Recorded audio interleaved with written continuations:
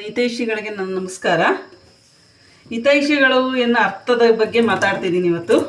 ಹಿತೈಷಿಗಳು ಅಂತಂದರೆ ನಮ್ಮ ಕಷ್ಟಗಳನ್ನು, ಸುಖವನ್ನು, ನಮ್ಮ ಏಳಿಗೆಯನ್ನು ಕಂಡು ಯಾರು ನಮ್ಮ ಬಗ್ಗೆ ಒಳ್ಳೆಯದನ್ನು ಮಾತಾಡ್ತಾರೋ ಅವರು ಹಿತೈಷಿಗಳು.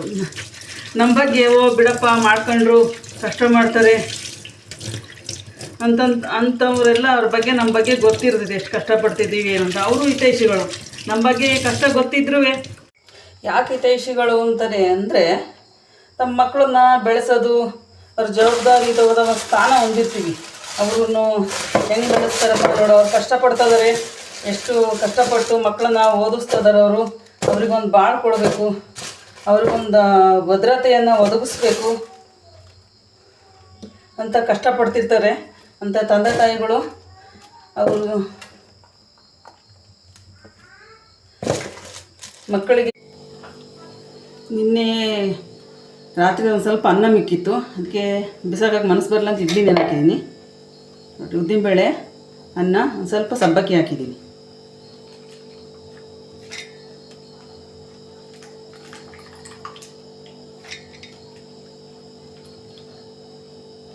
ಇಡ್ಲಿ ರುಬ್ಬಿಟ್ಬಿಟ್ಟು ಒಂದು ಸ್ವಲ್ಪ ಬಟ್ಟೆ ಮಡಚೋದು ಎಲ್ಲ ಇದೆ. ಇವಾಗ ಬಟ್ಟೆ ಮಡಚ್ಬಿಟ್ಟು ನಾನು ಡೈಲಿ 11:15 ಆಗುತ್ತೆ ಫ್ರೆಂಡ್ಸ್. ಈ ಥರ ನನ್ನೊಂದು ರುಬ್ಬೇಕು, ಸಣ್ಣದಾಗಿ ರುಬ್ಬೇಕು, ಇಡ್ಲಿ ಚೆನ್ನಾಗಿ ಬರುತ್ತೆ.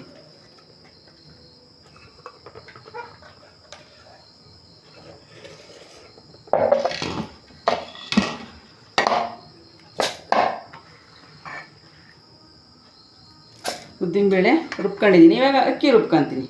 ಸ್ವಲ್ಪ ತರಿಯಾಗಿ ರವೆ ಥರ ರುಬ್ಬೇಕು ಇದನ್ನು.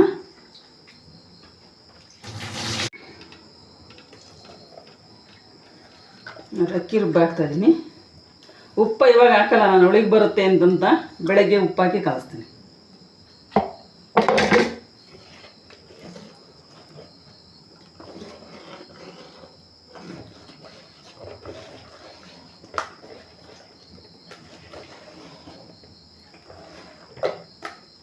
ಚೆನ್ನಾಗಿ ಹಿಂಗೆ ಕಲಿಸ್ಬೇಕು ಇಡ್ಲಿಗೆ.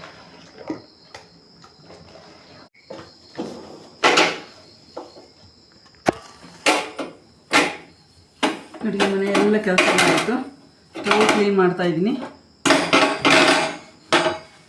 ಹಾಲೊಂದು ಎಪ್ಪಿಟ್ಬಿಟ್ರೆ ನಾವು ಡೈರಿ ಇದು ಮೊಸರು ತಿನ್ನಲ್ಲ ಸ್ನೇಹಿತರೆ.